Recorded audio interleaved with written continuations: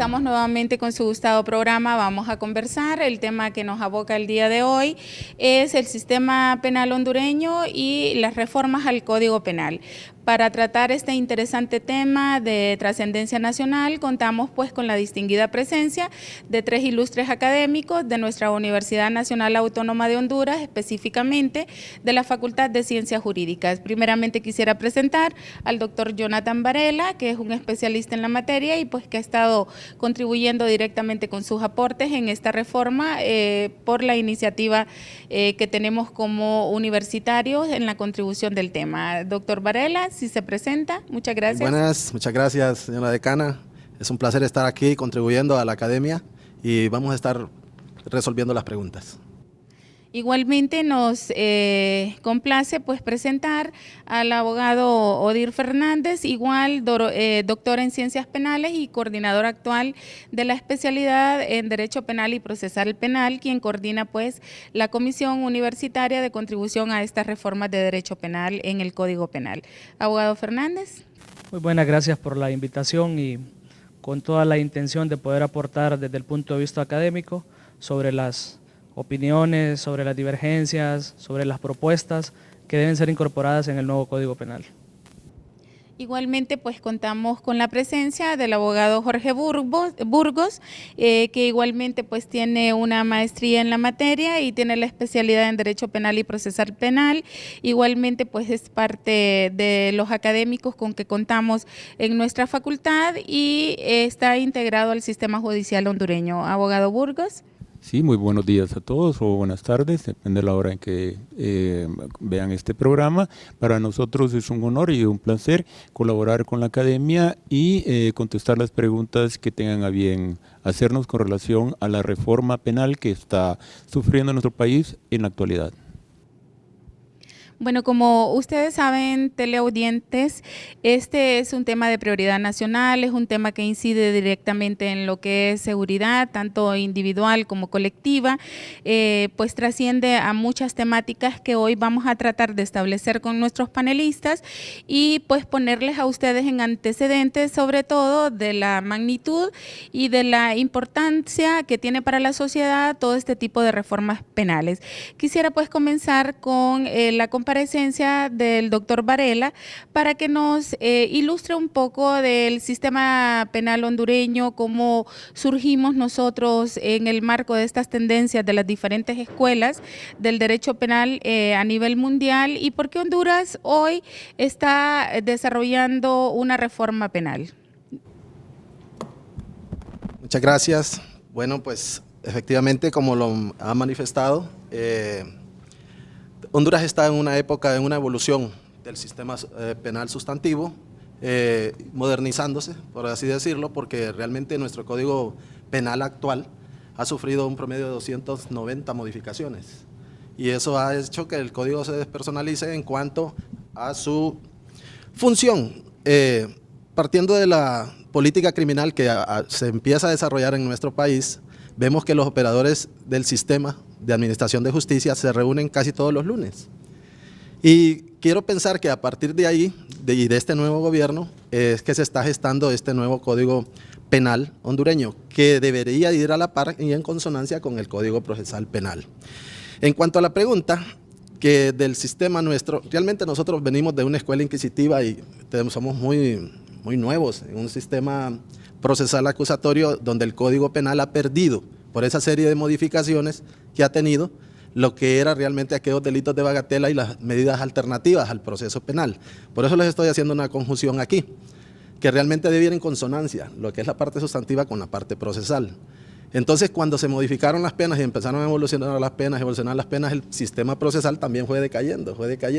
Y es por eso que nuestro sistema ahora se ha vuelto, uno no sabe para dónde agarrar, es la verdad, porque no tiene uniformidad.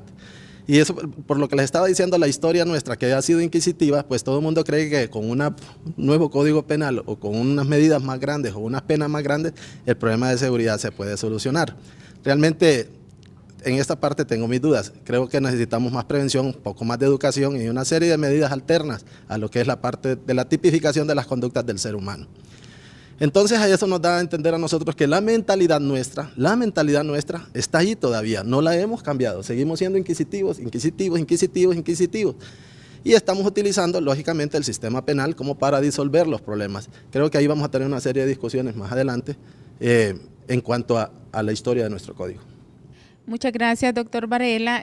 Doctor Fernández, ¿pudiera usted aclararnos entonces un poco en esta ilustración que nos hace el doctor Varela sobre el sistema inquisitivo y el sistema acusatorio y la nueva visión que se pretende desarrollar con las reformas a este Código Penal y un poco también dónde quedan entonces las garantías?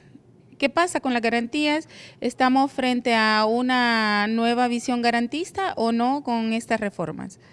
Bien, nosotros desde la academia hemos venido manifestando con suma preocupación el hecho de que en Honduras se han gestado una serie de reformas.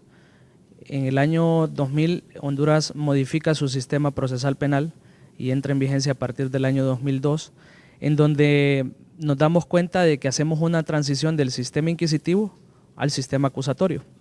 El sistema inquisitivo anteriormente hacía referencia a una violación de derechos y garantías de los individuos.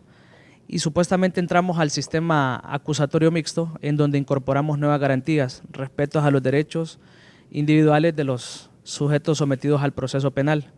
Sin embargo, al inicio fue muy importante ese proceso de transición, pero posteriormente se ha venido degenerando el proceso penal. Actualmente estamos en una intención de modificar el nuevo Código Penal, hacer un nuevo Código Penal en donde estamos penalizando una serie de comportamientos. Entonces, es importante que nosotros votemos las ideas inquisitivas y que nos volvamos más garantistas. Es importante que nosotros sepamos de que el hecho de modificar y remodificar el Código Procesal Penal y el Código Penal nos va a llevar a la solución de los problemas sociales que actualmente en Honduras se presentan. Eso no es la solución. Muchas veces requerimos de alguna educación. Estamos penalizando todos los tipos de comportamientos que muchas veces pueden ser resueltos desde el punto de vista del derecho civil, desde el punto de vista del derecho administrativo, pero le estamos ofreciendo a la población y la población está pidiendo a las autoridades que seamos más inquisitivos, que se apliquen más penas, que las penas sean más graves, más años. Ahora en Honduras ya se escucha penas de 300 años, condenas de 300, 700 años, cuando el promedio de vida de un ser humano solamente puede ser de 70 años. Entonces estamos perdiendo muchas veces el tiempo en esas situaciones. Pero yo creo que esto sirve más bien para poder presentar propuestas. ¿Y cuáles son las propuestas que nosotros deberíamos de ir generando? Es la aplicación real del sistema acusatorio mixto, dando las garantías del debido proceso del derecho de defensa y por sobre todo, que es una característica del sistema acusatorio mixto, la presunción de inocencia. Todos somos inocentes hasta tanto no se pruebe lo contrario. Entonces, siempre y cuando nosotros manejemos estas garantías, seguramente que el proceso penal va a tener los requerimientos que todos estamos esperando. Gracias, doctor Fernández. Pasaríamos con el doctor Burgos. Doctor Burgos, acá el tema en debate es garantías versus inquisición, ¿no? Presunción de inocencia versus presunción de culpabilidad.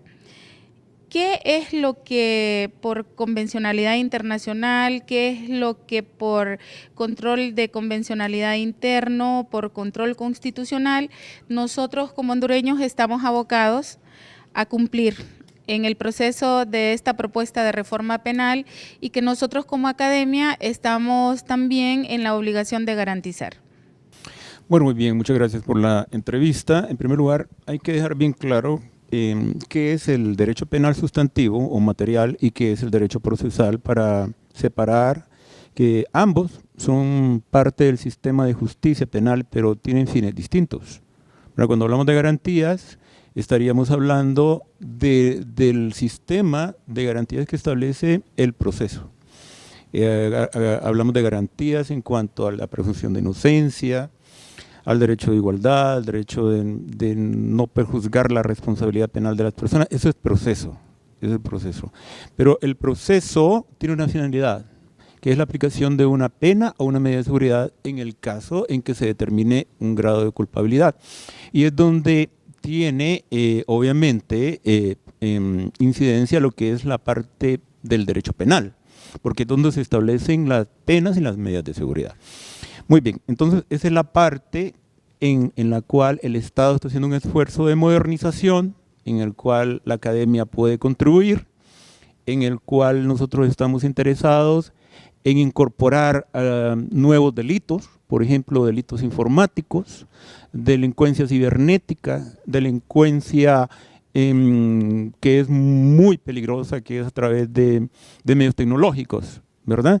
En la cual nuestro código no lo tipifica de manera expresa, ¿verdad? Entonces, esa es la parte de la contribución del derecho penal a la implementación de un sistema de garantías donde no existe impunidad, por una parte, ¿verdad? No existan aquellos vacíos de pena, aquellos vacíos de tipicidad, en el cual alguna delincuencia organizada o delincuencia transnacional tiene asegurado cierto ámbito de actuación, ¿verdad? Por eso nosotros necesitamos actualizar dentro del esquema de la globalización, porque tenemos una economía y tenemos un mundo globalizado y también la delincuencia se ha globalizado, ¿verdad? Donde la delincuencia no tiene fronteras.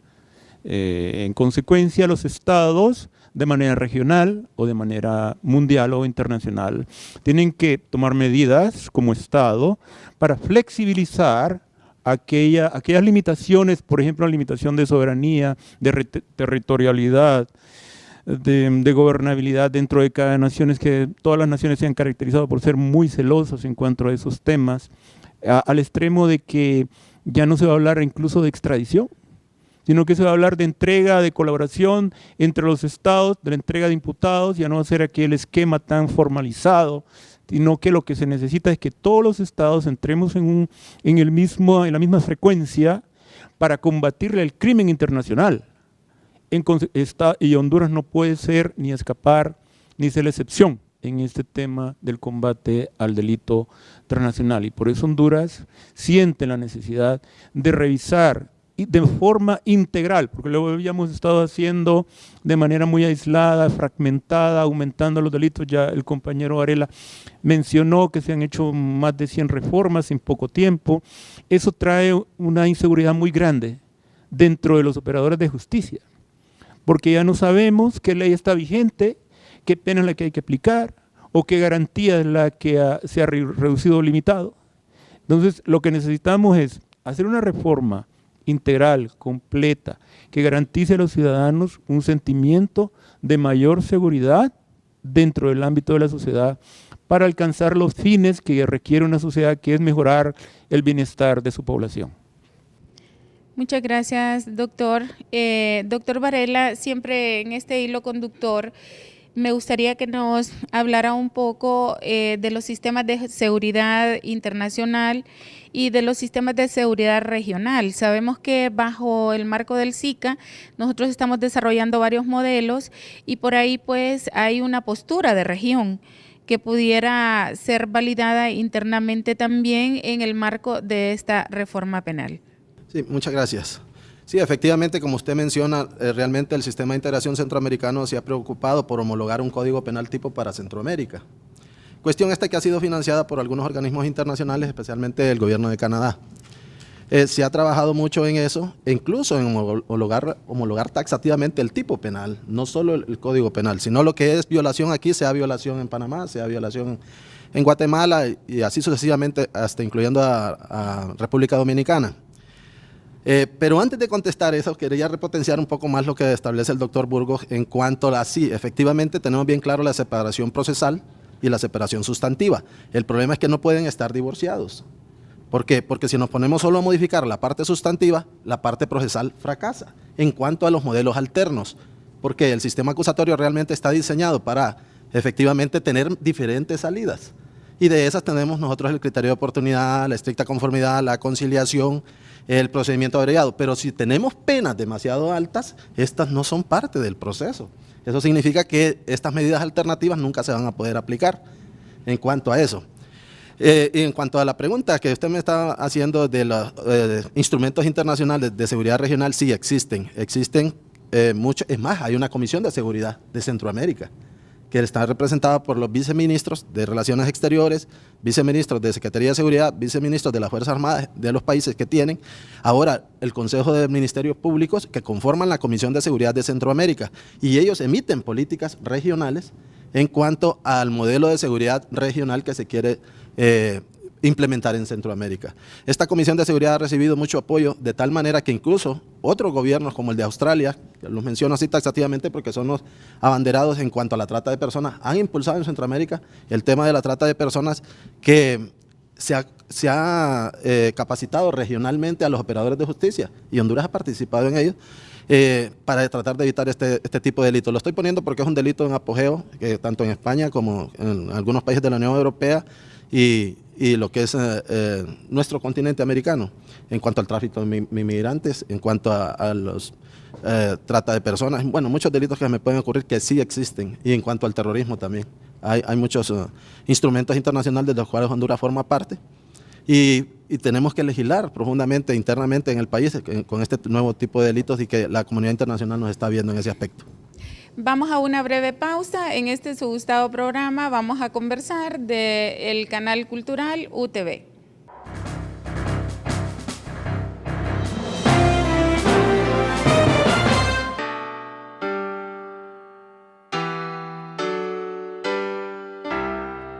Hay gente que esclaviza y destruye la vida de muchas personas. Son redes que las sacan de sus pueblos y sus barrios con promesas de una vida mejor. Promesas que nunca se cumplen y que se vuelven pesadillas. Despojadas de sus documentos y amenazadas de muerte, endeudadas y siempre vigiladas, las obligan a realizar todo tipo de trabajos en fincas, maquilas y barcos, incluyendo la mendicidad y la prostitución forzada. Pedro, Silvia o Natalia, a ellos no les importan sus nombres, pero a nosotros sí. Queremos que todas y todos sean libres. No más trata de personas.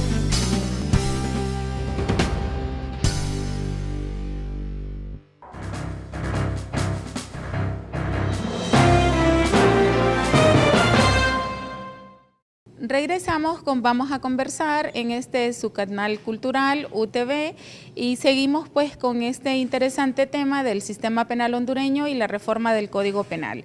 Vecina Sar les habla, y vamos a continuar con el doctor Fernández y sus comentarios sobre el tipo de incidencia que estamos haciendo como universidad en la construcción de esta nueva visión del Código Penal hondureño y la contribución pues a desarrollar un sistema penal eficiente y que corresponda a las necesidades de seguridad en sus diferentes dimensiones que como ciudadanos tenemos. Abogado Fernández.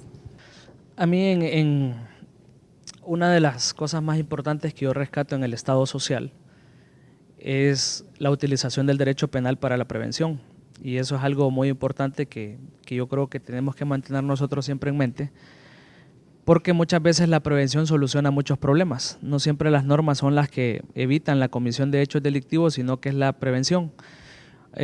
La universidad, pues, a través de la educación, de la concientización, hace del conocimiento a todos los universitarios y a la sociedad en general sobre la importancia de poder prevenir la comisión de hechos, no solamente a través de la norma. A mí siempre me gusta poner ejemplos, y en una investigación que estuve realizando, yo me preguntaba por qué en Nicaragua no hay maras. Entonces es una pregunta que por qué si estamos en Centroamérica, estamos pegados, ¿por qué en Nicaragua no hay maras? Tuve la dicha de poder conversar con una persona dedicada a las maras, que era un agente encubierto de maras, y yo le consultaba por qué en Nicaragua no lo hay. Entonces lo que pasa es que en Nicaragua hay un problema, ¿ves? Cuando nosotros nos involucramos en algunas pandillas, porque las pandillas son diferentes a las maras, son grupos de jóvenes que se dedican a hacer el desorden, pero no a delinquir. Entonces ellos, ya cuando un tercero se incorpora a estos grupos de pandillas y les piden que cometan hechos delictivos, ya los jóvenes lo dudan, y por sobre todo las madres intervienen, me dice. Es un sistema de prevención social en donde las madres llaman inmediatamente a la policía porque hay un tercero extraño involucrado en esa pandilla.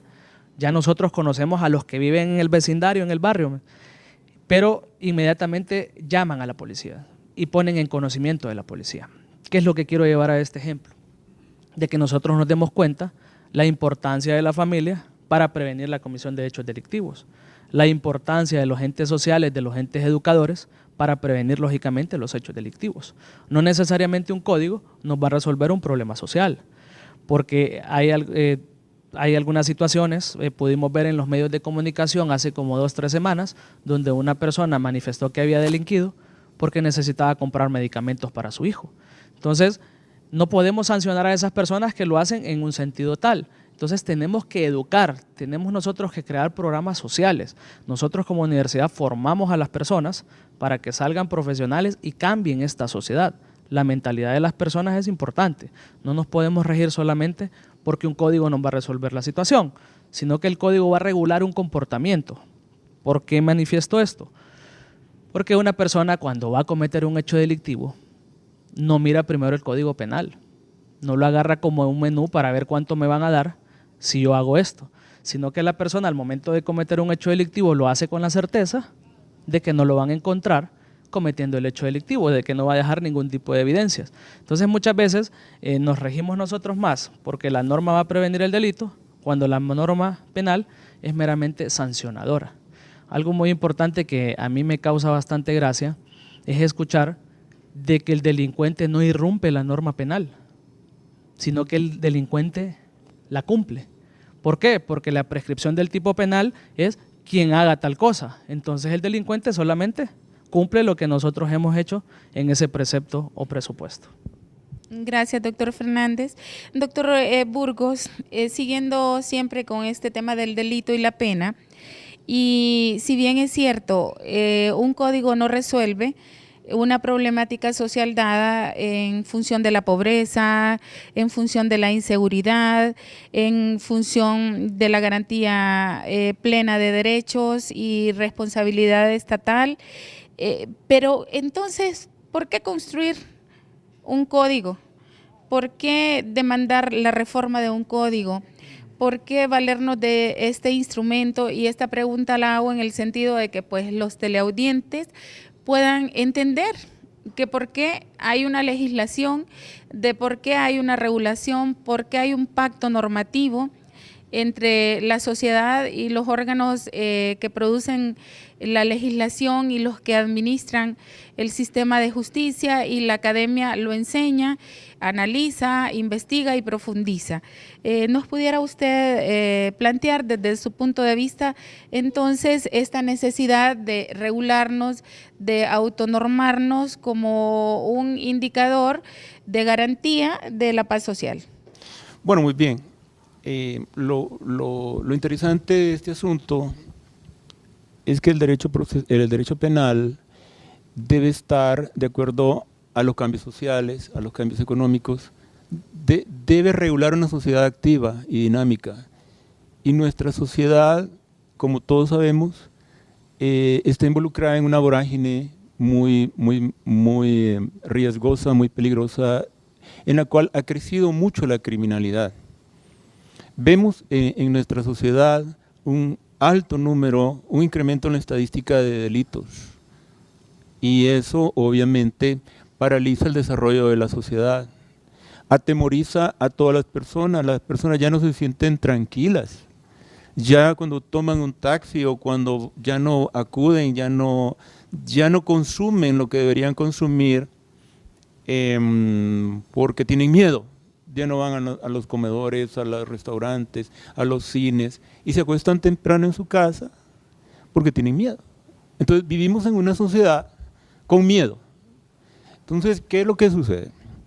Los legisladores, atendiendo a esa necesidad de seguridad, sienten la necesidad como un reclamo popular de crear más garantías. Pero aquí hay una cuestión muy peligrosa, que es creer que el derecho penal va a poder solucionar todos los problemas de la sociedad.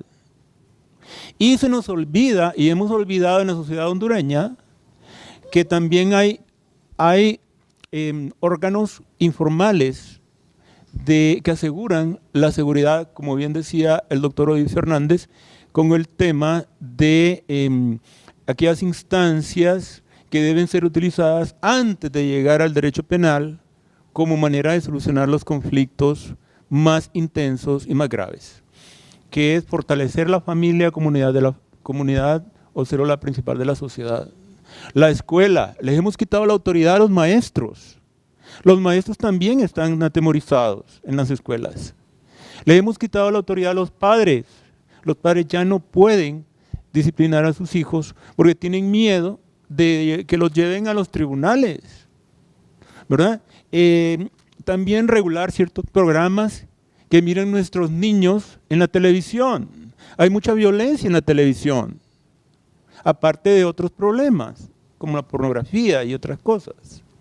Y los padres, con el problema económico, tienen que salir de sus casas a buscar trabajo y los niños quedan solitarios en las casas haciendo cualquier cosa o en manos de una empleada doméstica. Son problemas que inciden muy grandemente en los índices de criminalidad.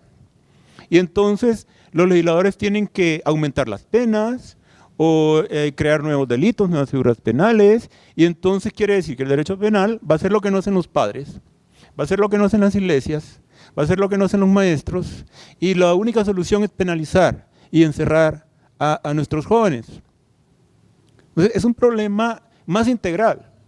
Y como bien decía el doctor Odir, también la academia tiene mucho que hacer, porque todos los estudiantes egresados de la Universidad Nacional Autónoma y de la Facultad de Derecho y de este posgrado, de esta especialidad en Derecho Penal y Procesal, trata de formar la conciencia de los ciudadanos en ser personas que van a tener una incidencia en los cambios de nuestra sociedad, ¿verdad? Son las personas que van a tomar el micrófono, que van a llamar a la radio, que van a estar en los programas de televisión, que en cada uno de sus ámbitos profesionales, sean fiscales, sean defensores públicos, privados, sean defensores o jueces o fiscales, en cada ámbito van a tomar decisiones correctas a conciencia del fenómeno que estamos viviendo, ¿verdad?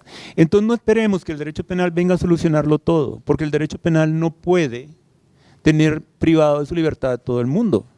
Ahorita tenemos un fenómeno de que a la par del derecho penal hay que mejorar el sistema penitenciario nacional. Tenemos nuestras cárceles totalmente repletas. Entonces ahí queda en entredicho los fines de la pena. Entonces, ¿de qué sirve penalizar? Si al final de cuentas van a estar allá aprendiendo en una universidad del crimen. Entonces ahí al final tenemos que hacer un énfasis muy grande y un cambio de conciencia de que no todo lo podemos solucionar con las penas y las medidas de seguridad y que tenemos que mejorar el sistema de garantías en todas las fases del proceso penal. Muchas gracias. No sé si quieren intervenir siempre sobre el mismo tema de penas y seguridad. Sí, retomando la parte de la prevención y en base a lo que ha dicho el doctor Burgos, hay otros mecanismos y no solo el Código Penal que nos pueden dar una sociedad más justa. Existe una ley de policía y convivencia social para que la manejen los órganos administrativos y no la parte jurisdiccional. Eso significa que nuestros jueces se van a dedicar a juzgar los delitos de realización compleja o de crimen organizado, que se vienen incorporados en el nuevo Código Penal. Pero nuestros jueces y nuestros fiscales utilizan el mismo tiempo para llevar un delito de bagatela como llevar un delito de crimen organizado. Esto significa que el desgaste procesal va a ser el mismo. Va a ser el mismo y siempre vamos a tener la mora administrativa y la mora jurisdiccional. Por ejemplo, la Policía Nacional de Honduras está autorizada para crear sus juzgados de conciliación, como los juzgados de tránsito, por ejemplo. Pues por la parte administrativa, si ustedes miran la ley de policía y convivencia social, hay más de 140 conductas tipificadas y que se pueden resolver de manera administrativa en la Policía Nacional. También están las medidas alternas que han obligado los fiscales del Ministerio Público. ¿Para qué? Para desjudicializar el sistema, pero nosotros como sociedad, y tal como lo manejaba el doctor Burgos, estamos tratando de meter en el embudo procesal todas las acciones delictivas y todas las acciones o comportamientos negativos que cometen nuestros ciudadanos. Eso hace que, por muy moderno que sea el Código Penal sustantivo, siempre va a colapsar y nunca lo vamos a aplicar. Con esto lo que estamos creando, ¿qué es? Nada más impunidad. Simple y sencillamente impunidad, ¿por qué? Porque no vamos a poder aplicar ni investigar todos los delitos cometidos. Por falta de operadores de justicia, por falta de la parte administrativa, por lo caro del proceso y por último, como dijo el doctor Burgos, de rey a reo. ¿A qué? Agarrar al ser humano, respetarle todas sus garantías, de darle un debido proceso, pero irlo a depositar, ¿a dónde? A un lugar que no ofrece ninguna garantía para el cumplimiento de la pena, en cuanto a la resocialización, rehabilitación y reinserción. A mí me gustaría agregar, apoyando lo que nuestros colegas han mencionado, de que a la academia le preocupa una situación. Podemos llegar a tener el mejor código penal de Centroamérica, un código penal tipo. Perfecto, qué excelente y ojalá así sea. Y nosotros vamos a apoyar esa parte. Sin embargo, es importante, al trastocar el código penal o hacer un nuevo código penal, tenemos nosotros que modificar el código procesal y la ley del instituto penitenciario. A manera de estadística podemos mencionar que actualmente se encuentran 14,000 privados de libertad en centros penales. La capacidad de los centros penales en Honduras es un total de 8,000 personas. O sea, tenemos una sobrepoblación de aproximadamente un 80%, un 85%. Pero les comento que de estos 14,000 privados de libertad, solamente 6,000 son personas condenadas y 8,000 personas están sometidas a un proceso penal. ¿Qué quiere decir? De que cuando venga un nuevo código van a haber más personas sometidas a un proceso penal, la incapacidad en los centros penales para poder retener a estas personas. Según el último dato estadístico que estuvimos investigando, del 27 de enero al 15 de julio ingresaron a los centros penales 1,032 personas, como consecuencia de la última reforma del artículo 184 del Código Procesal Penal, en donde se prohibían las medidas sustitutivas a la prisión preventiva en 21 delitos. O sea, ya prácticamente para nada puede haber una medida sustitutiva. Quiere decir que en 6 meses fueron 1,000 personas. Dentro de 6 meses vamos a tener prácticamente para enero 15,000 personas. La sobrepoblación se aumenta, se aumenta, se aumenta. Con un nuevo código la sobrepoblación se va a aumentar. Tampoco es solución crear nuevos centros penales o crear una megacárcel. En Holanda, resulta ser que en Holanda ya no hay clientes y están cerrando los centros penales porque ya no hay personas a quien ingresar. Los ejemplos buenos nosotros tendríamos que considerarlos. Muchas veces es no penalizar conductas que se pueden resolver a través de otros entes administrativos civiles y no seguir sancionando, porque el mejor código no es el que va a resolver un problema social, sino que el mejor código es el que va a penalizar, penalizar y penalizar.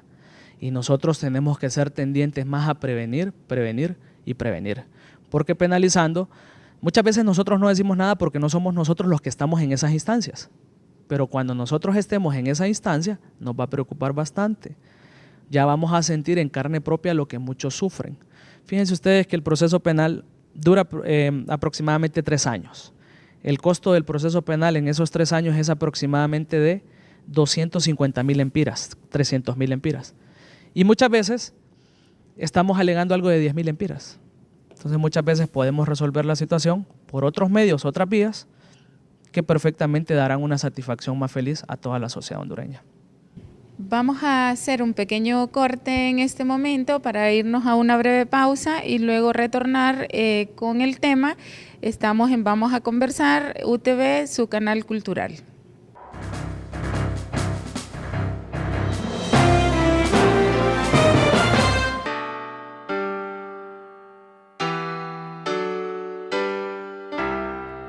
Hay gente que esclaviza y destruye la vida de muchas personas. Son redes que las sacan de sus pueblos y sus barrios con promesas de una vida mejor. Promesas que nunca se cumplen y que se vuelven pesadillas. Despojadas de sus documentos y amenazadas de muerte, endeudadas y siempre vigiladas, las obligan a realizar todo tipo de trabajos en fincas, maquilas y barcos, incluyendo la mendicidad y la prostitución forzada. Pedro, Silvia o Natalia, a ellos no les importan sus nombres, pero a nosotros sí. Queremos que todas y todos sean libres. No más trata de personas.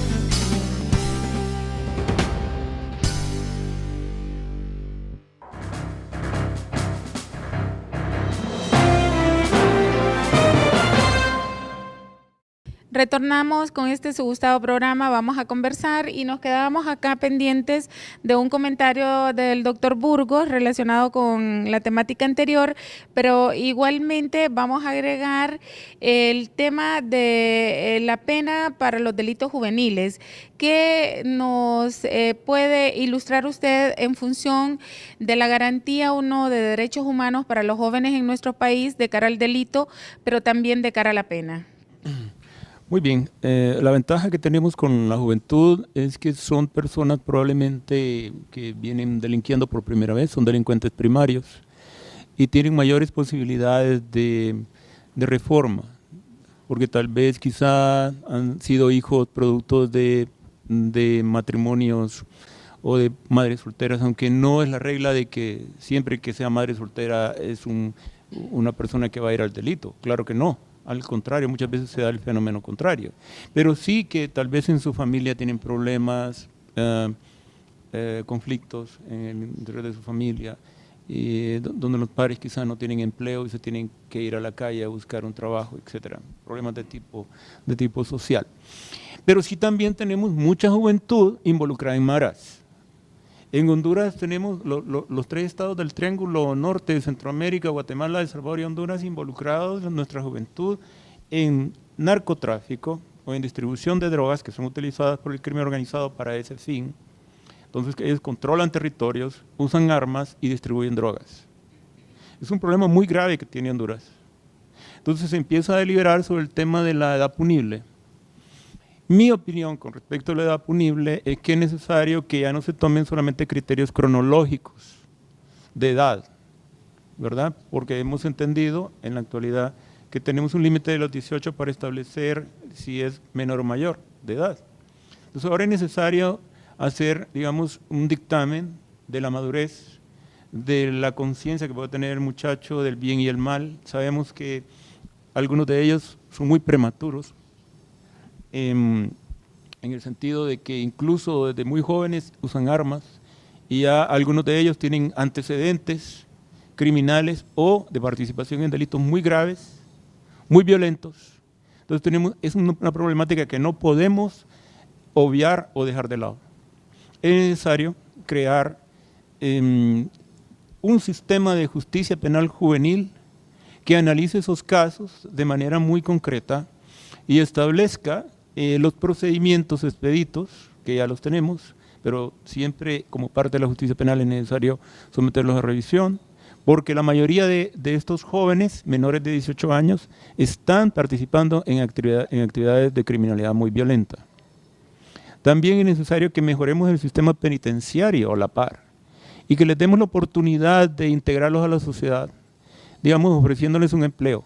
Y aquí hemos tenido una gran resistencia de la empresa privada, porque no quieren dar trabajo a los muchachos tatuados, involucrados en maras, porque les tienen miedo. Entonces, tenemos que crear programas para integrarlos, para reinsertarlos, para que la sociedad vuelva a creer en ellos, porque son jóvenes que necesitan una nueva oportunidad.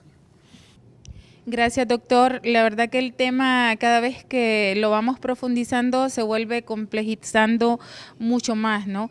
Tenemos por un lado los delitos cometidos por adultos mayores, tenemos los delitos cometidos por adultos, tenemos los delitos cometidos por los jóvenes, tenemos por otro lado la atención al sistema penitenciario nacional, tenemos por otro lado el tema de la administración de justicia y la mora judicial, tenemos el desarrollo del sistema oral en nuestro sistema procesal, penal, y por ahí pues hay un temario y una gama de problemáticas y de situaciones que nosotros desde la abogacía, desde la academia, desde la ciudadanía tenemos que enfrentar, tenemos que visualizar y tenemos que tomar con responsabilidad desde todos y cada uno de nuestros haceres.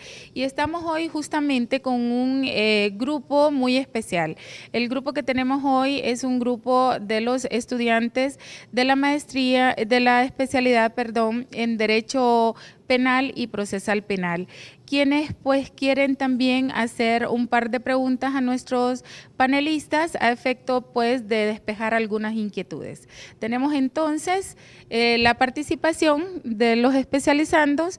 Tenemos participaciones desde el Centro Regional del Litoral Atlántico, del Centro Regional UNA Valle de Sula, del mismo CEU y de otros centros regionales que son parte pues de este primer programa de aprendizaje mixto que desarrolla la Facultad de Ciencias Jurídicas. Bien, muchas gracias. Mi nombre es Raúl Paniagua. Quiero preguntarle al doctor Odir, ¿verdad?, de manera específica, el nuevo Código Penal, ¿cómo va a resolver el problema de definición exacta de los delitos? Porque en el actual código, por ejemplo, se define las características de determinado delito, digamos actos de lujuria. No especifica el código actual qué es actos de lujuria. Entonces, por ese punto, a mi criterio creo que le hace falta al código la definición. Igualmente se utiliza el término crimen organizado y es otra definición que tampoco está definida en nuestro código penal y se utiliza bastante. Entonces, el nuevo código penal, ¿cómo va a definir esas falencias que adolece el actual código? Muchas gracias. Bueno, actualmente existen una serie de comisiones dentro del mismo grupos de trabajo del Congreso Nacional. Incluso la universidad ha tomado parte en la participación específicamente de los delitos contra la administración pública, y según las conversaciones, incluso el doctor Varela forma parte de eso, se ha manifestado de que se tiene que incorporar obligatoriamente los preceptos o presupuestos de los tipos penales. Ya no podemos nosotros continuar con leyes penales en blanco, propiamente dichas y de reenvío, porque eso lleva y genera la confusión y da libertad de una extensa interpretación a los jueces y a los fiscales para determinar la responsabilidad penal o para los fiscales en el caso de presentar algún requerimiento. Entonces lo que se pretende es incorporar desde el punto de vista doctrinario las definiciones de cada tipo penal para no dejar esos vacíos en la ley. Muchas gracias, doctor Varela. Creo que vamos a escuchar una nueva interrogante que tenemos por acá de uno de los especializandos. Adelante. Muy buenas, para el abogado Burgos. Usted habló sobre un programa, crear un programa para resarcir a la sociedad, al privado de libertad. ¿Qué tipo de programa sería ese y cómo quedarían en la constancia de los antecedentes penales que se le extiende cuando van a buscar un trabajo, si ya está apto para poder incorporarse a la sociedad esta persona y que le dé confianza que no va a volver a cometer ningún delito? Sí, muchas gracias, muy interesante su pregunta. En realidad, el sistema de justicia nacional adolece de varias situaciones de vacío. Por ejemplo, no tenemos hospitales penitenciarios, no tenemos instituciones de prevención de drogas y alcoholismo, que son las principales causas de la criminalidad. O sea, el Estado no ha retomado, no ha tomado su función de prevención y de atención a las personas que adolecen de esta enfermedad que se llama alcoholismo y drogadicción, dos principales causas del delito. Y con respecto a la reinserción social, el Estado también adolece de un instituto encargado de reinserción social. Que una persona, imaginemos el caso de una persona que ha cumplido 20 años de reclusión. Es una persona que está adaptada a la cárcel, no puede sobrevivir en sociedad, no sabe cómo conseguir empleo. Los 3 tiempos se los dan en la institución, ya no tiene familia. Incluso su hogar está totalmente desintegrado. No tiene opciones en la sociedad. ¿Y qué sucede? vuelve a incurrir en el delito. ¿Por qué? Porque allá la institución le cubre todas sus necesidades fundamentales. Si se enferma, hay un doctor. No tiene que trabajar para comer.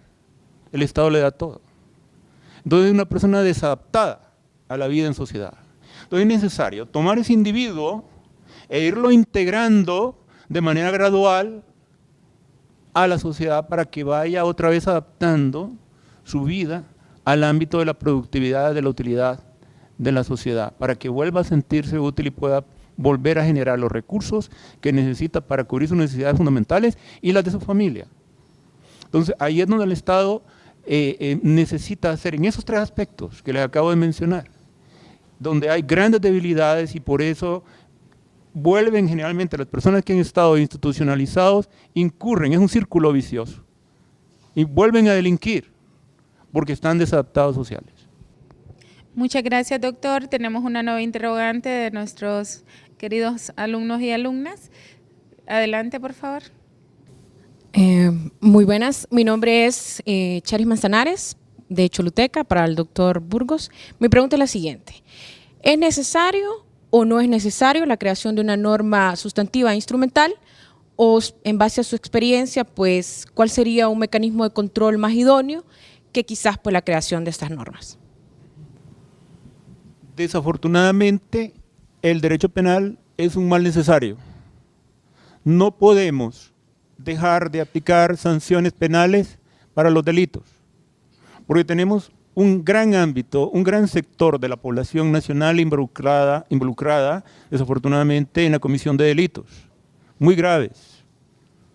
Entonces, tenemos que tomar medidas como sociedad para sancionar y castigar. Pero en el tiempo en el cual van a estar privados de libertad, el Estado debe adoptar un grado de responsabilidad para reeducar a esa persona, para no volver a lanzar a esa persona otra vez al crimen, sino que cambiar un poco sus hábitos, ¿verdad? Sus hábitos de trabajo, sus relaciones interfamiliares, enseñar un oficio es muy importante. Y en esa parte hemos estado fallando en el sistema penitenciario.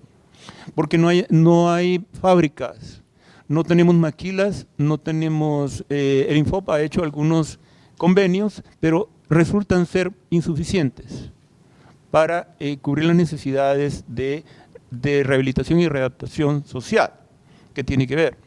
Entonces necesitamos un sistema penal que reúna esos requisitos que requiere una sociedad moderna como la nuestra, en la cual desafortunadamente somos víctimas de problemas sociales que vienen quizá teniendo origen en Sudamérica, como es el tema del narcotráfico, y nos llevan de encuentro a nosotros porque estamos en la ruta del narcotráfico internacional.